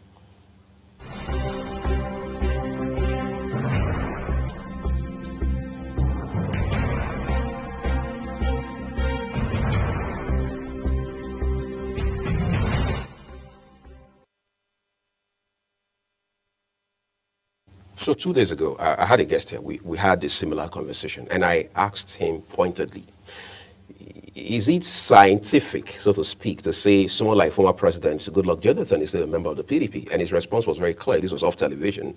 And he said he doesn't have evidence to support the fact that a man is no longer a member of the party because the gentleman has not formally resigned his membership of the party. However, he said that the man is disconnected from the activities of the party because you don't see him flock around with PDP members the way you would have expected. There's that concern. There's perhaps a bigger concern. I mean, you know what has happened in Delta State, for example. There's the speculation that a few more governors are going to follow and all of that. How much more blow is this doing to your party? You see, I'm of the opinion, I love President Jonathan a lot. I worked for him, I campaigned for him, I gave everything for him. But if we want to be honest with ourselves, he has disappointed the party too. This is a political party that gave him everything, basically made him who he is today. From being, I think, a commissioner or so, and then after that became the deputy governor, and then became governor and became vice president and then became president. I expected that the president, he's a leader. Who is he leaving the party for? Look at what happened in Ghana. The former governor, former president of Ghana, Mahama. He lost election at the same year Jonathan lost election. In fact, our party logo is the same, umbrella. I remember that time they were saying he was of the same age with Jonathan. But he didn't leave the NCP then. He stood with the political party, even contested again. He failed. He did not abandon ship and say, oh, I'm done, I want to become an elder statesman. He recontested and today he's the president. Former President Jonathan has so much goodwill that even today, if he decides to contest for president, I believe that he will probably be the easiest for anybody to campaign for because he only has one term, constitutionally.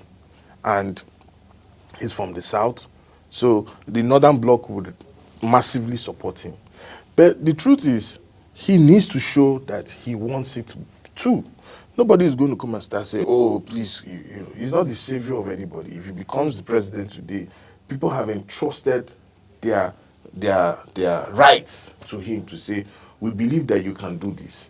So I personally believe that I love President Jonathan, but whether he's a member of the party, he has said that he wants to become an elder statesman, but I believe that if he decides to contest for the presidential election, he will stand a very good chance of winning the election. Very good chance. Do you think that would be a wise thing for the PDP to consider at this point? There's nothing bad about it, to be honest. But he needs to show character, charisma, aggression that he wants it.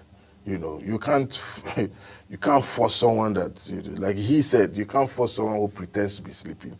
If he doesn't want it, there's no point forcing it on him. Let's talk about Delta State, for example. How significant is that loss? It's painful. It's painful. These are the issues, you know.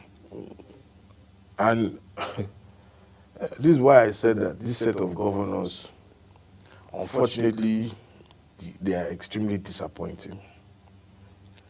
Look at the president's political trajectory from 1999, how he single-handedly fought and made ACN, you know, what it was. Talking about Tinubu? Yes. And then formed an alliance, and today he's the president. Many of these governors do not even have the balls. They chicken out easily. What is the need? What is the big deal? What is the big deal that you are an opposition governor?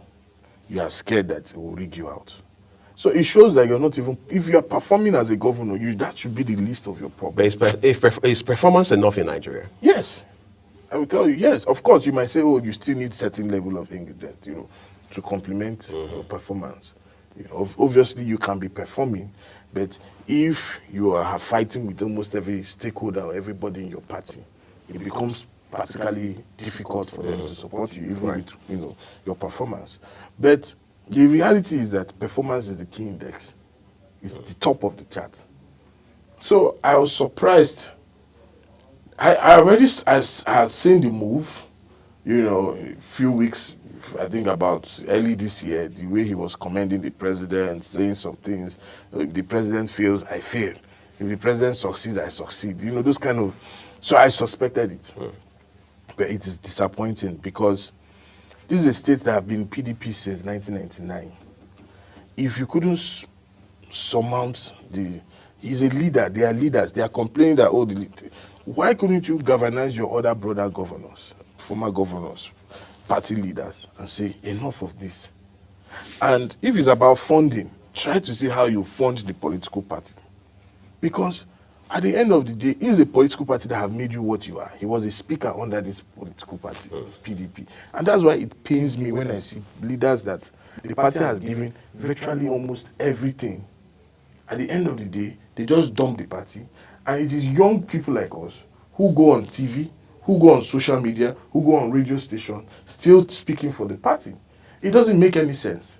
Is it high time the older generation of PDP leadership stepped aside for younger people to come in? I won't say they should completely, because you need the wisdom of the old. So you but they can do that from the sidelines. Yeah, but of course, I believe that there's they should probably, the youth, young people, not just youth, don't use the word youth, but young people should play a major role in the party, positioning of the party. See, if you instill discipline in PDP today, you were talking about the pleading. Right. If you instill discipline today in the party, let me tell you, you solved at least 70% of the problem of PDP. Even if it's one governor that you have, that people can trust and say, this one governor, we know his heart is in PDP. He's not playing double game. And only 2 senators or 1 House of Rep member. See, the last election showed that you don't need all these formalities, presentities, and all those things. Of course, you might need them because of the funding of the party, the running of the party, and all those things. But once the people make up their mind and they see that there's a structure, they see that there's discipline, they see that there's adherence to the rules of the party, Nigerians will galvanize around that party. They will be the ones even funding the party. You'll be surprised the way Nigerians from diaspora, from everywhere, they will be interested in making sure that the party survives, because there's rules, there's respect for the constitution of the political party. They see that the party is ready to change. But these things that we are doing, you want to go and beg people that are sabotaging your party, you want to go and you're setting committee up to go and beg them. Beg Wike. If you beg Wike now to come back, will he come out tomorrow and say that he's no more supporting Tinubu? If you beg Otombo had openly said he's going to support him, will he come out tomorrow and say he's not supporting Tinubu? Philip Adu is following. Are they going to come out and tell you they're not more supporting Tinubu? So what is this whole beg? Every time we are begging. So I don't understand. At this point, would you say the PDP should critically consider alliance, some coalition with Of course. I read when the governor said, they received a lot of backlash for that statement that he made. And say, we are not doing any merger or coalition. We believe that. Which PDP? This PDP that has been battered. Who respects this PDP? Go and let's hear what Nigerians say about the PDP. If today they do election, I'm not even sure we'll have 2 governors. So I don't understand this over-pompous nature of thinking that the PDP is this. I spoke with the chieftain of the party who said that the party leadership has resolved that whether they go into a coalition or not, 2 things are very key for them. They don't want to change their name. They don't want to change their logo. Forget about this. Are those critical elements? Those things are not... Okay, APC today that changed, has it changed the price of Gary? Is your life better? APC changed name, they changed look, they did everything. Change. Is there any change today in Nigeria? They brought Broom, logo of Broom, who will sweep corruption. Are they sweeping corruption today? All those things is not, they are not, for me, they're irrelevant. You have laws. Focus on the laws. See, go and look at the PDP constitution. It's one of the best worded constitution. The one you people do not regard. They don't exactly, because most of all the political parties, go and look at the constitution. They copied most of their constitution from the PDP. Go and read. It's almost the same with PDP. So that when you don't have a political party that can't even respect it, okay, you have one man granting interview every day, insulting the political party, and you're still inviting him for meetings. I don't understand. And then you issue statement tomorrow and say you're one strong, formidable party and all those things. Nigerians don't take you seriously. The only hope today is a strong coalition, and that's the honest truth. Because we are in a full-blown one state, what do you call it? One party system. Right. As it stands today. More, even to this moment, I know a lot of governors, even senators and House of Rep members that will probably leave the party. As we wrap up, let's deviate a little, but still with the PDP. There's the speculation now that suspended Governor Fubara is going to return to the government house in Port Harcourt, and he's met with the president in London. Of course, he has also had his interaction with Wike, which Wike didn't deny. The only thing he mentioned was that he came with 2 APC governors and that. Talk to us about the River States issue, how it affects the PDP, for example. It's one issue that some of us supported Fubara, with everything. Even when we met with some of their stakeholders, they asked for our support. We were a bit reluctant, but we said if it's going to help improve the democratic conversation and the democratic rights of the governor and respect for the rule of law, we'll support him. And we did. It was disappointing to see, especially in the last few days, I didn't send anybody to fight for me, I didn't do this, I didn't do that. You see, these are the problem. And this is why I blame some of all these governors. So you think that statement was a sign of betrayal? Yeah, of course. Many of these governors who try to impose people to succeed them. And you do that most times, they bring in people that do not even have, a strong relationship, a strong bond with the political party. So you bring people that are easily, you can just easily bully them. And look at Akwa Ibom. The governor that came in, Akwa Ibom is one of the best run states in Nigeria today. You have no reason to be scared. There was no way Akwa Ibom people would have voted you out if you perform. In less than 2 years, he was busy romancing. You think so? Even with somebody like the president of the Senate in the opposition? Which president of the Senate? So president of the Senate will make Akwa Ibom people to vote against a man that is doing well. someone that was a key player during the Buhari government. The way they celebrated his arrival into the APC. How many senators did he win for APC? I'm not saying he won't wield influence, don't get me wrong. But I'm saying that no matter the influence, look at, for example, I'm a strong critic of Minister Wike. But when somebody has done well, look at the way Wike played opposition when he was the governor. Just oppose it and compare with what you have today with the governors here. Wike played opposition to the standstill. He showed the Buhari's government. Look at the way the 2019 election. I was in Rivers State in 2016 when the appeal court cancelled the entire election. It was only Wike's election that they didn't cancel. We were in Rivers State for that. We were sent from the national office for that election. I know the role that man played. In fact, even with the midst of guns, shooting of guns, he still went and challenged the APC guy. I remember then there was one of the APC members who put APC cap on the INEC commissioner also. It wasn't a small matter then. Even with shooting of gun, you see the man was bold enough to confront APC. How can governors just be chickening out like this, and then you think it's not even proper for our democracy? It's not proper because you have backing, you have constitutional backing, you have immunity.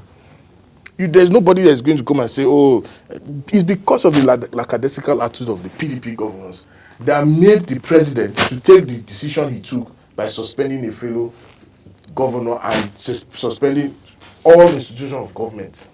It's because of the lackadaisical attitude of the PDP governors. If you had governors that had balls, that knew their rights, that knew what they were supposed to do, there will not be any issue like that. Why would you think that anybody will just come up and do that kind of a thing? But because you don't have governors who understands their rights, who knows what to do at the time. Instead, you have governors who, some of them are fighting to become president, some are fighting to sabotage the party. Some are even telling the president that we can even sabotage the party more than what Wike is doing. Just give us a second term. So right, it's annoying. They say. But the only hope, as we round up today, and just to encourage Nigerians that there's going to be a strong coalition. Oh, that's a guarantee. It's a all right, I think you and I need to talk about that coalition going forward, but that will be for another day. I'd like to say big because because if we don't have that coalition, let me tell you, we're in a full one-party state. We need that coalition. That even if I'm not saying maybe even if so that we can even have people that want to contest for Senate, House of Rep, you can challenge. Do you know what it means that if you have an aspiration and you believe in yourself, if you are not in APC, you don't have hope of contesting. Well, I guess that's a piece of work that the PDP would need to sort out. No, forget about PDP and in future, or maybe the coalition, I should say. Coalition. All right, great. Thank you so very much, Emmanuel Omei, for coming to talk to us. Emmanuel Omei, for the records, is former head of new media at the People's Democratic Party. All right, we'll take a quick break. When we return, we'll draw the curtains on today's edition of the program. Do stay with us.